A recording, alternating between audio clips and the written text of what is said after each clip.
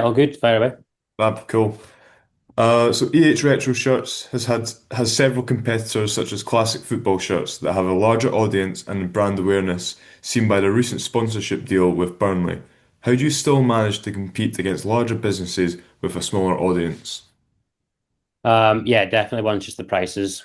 I'd probably say half the price, maybe even better on some shirts. I'm much smaller, and I guess in Edinburgh and Scotland specifically, you have people coming to like pop-up events who want to buy in person.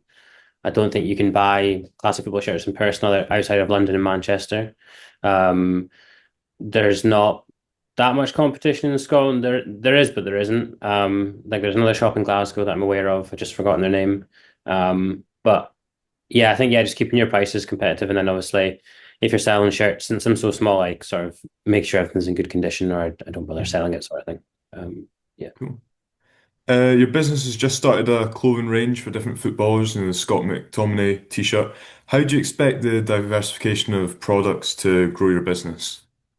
Yeah, so I just think it's like something different for holidays and just general wear. I certainly notice there's people who like football but maybe don't suit football shirts or don't like football shirts themselves. So having like oversized t-shirts and stuff definitely goes with the trend, especially for like summer and things like that. I guess if I can do sort of special ones for different teams and stuff as well that aren't available, then maybe there's a sort of just different avenue there. Wow. Um, what was the next one? I found EH Retro kits for Instagram. Do you believe that social media is a key part of your business's marketing? Yeah, for sure. So like it's free, isn't it? Do you know what I mean? Like, and Yeah. you can reach this. The reach is almost like unlimited. Obviously, you can do paid ads and things, but I do feel like the better you make your content, the better you do. Like, there's no sort of like two ways about it. Um, I just do that myself, but I was gonna think about sort of taking someone on just because. I don't know, like it is just so good, and Mhm. especially with TikTok. I'm not that big on TikTok and I'm not that good at it either. But I noticed that if I post a TikTok, maybe it's got 40,000 views or whatever, then shop's definitely busier the next day or the next week. It's crazy. TikTok is like mental for that. It's kind of similar for viral bakeries and things like that in cities. You see like one person goes and yeah, all of a sudden it's a queue outside for half an hour sort of thing. So yeah, it's really, really important. Yeah.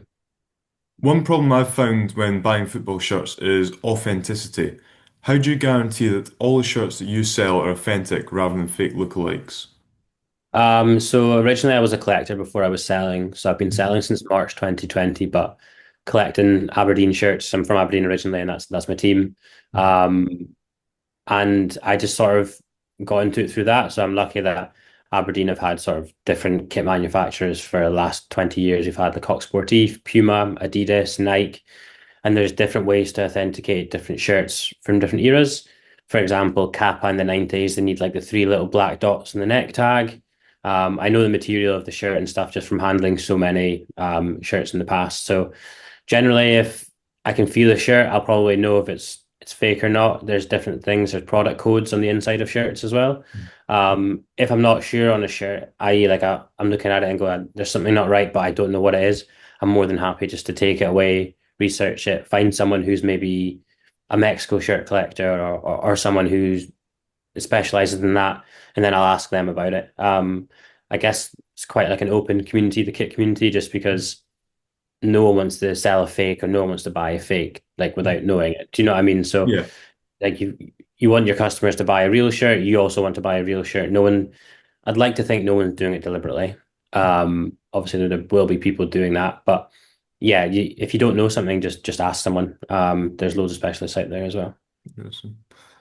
On your website, it says that you were founded in January 2020, which means you started just before the first COVID-19 lockdown. How did the pandemic affect your business? Yeah, it was great for it to be honest. I know that sounds really bad thing to say, but I had a bit more time with working from home full time, and then people just had a little bit more cash to spend in terms of we're not seeing like inflation rates just now as we were then. People like had more disposable income and they were looking for hobbies and couldn't really leave your house, so people started collecting football shirts. It also meant people had clear outs and things like that. So people were like, oh, I need to get rid of everything under the bed for the last 20 years. So there was lots of shirts flying about. There was people buying stuff. So it was a good time as well with people being on their phones for social media. So it helped me grow like a online presence for Twitter and Instagram and things. I think probably just people scrolling and on the screens and stuff more as well. So it was quite good. Great. And finally, what are your plans going forward for EH Retro Kits? Probably just to do more pop-up events across the UK rather than just Edinburgh. I'm hopefully going down to Manchester in October and then across to Glasgow in September. Um, just yeah, sort of pop-up events, but all over the UK would be good. Just to sort of spread it a bit more. I feel like I've been in Edinburgh and it's really good, and I've got like a loyal customer base from the central belt of Scotland. But it would be good to do events other places.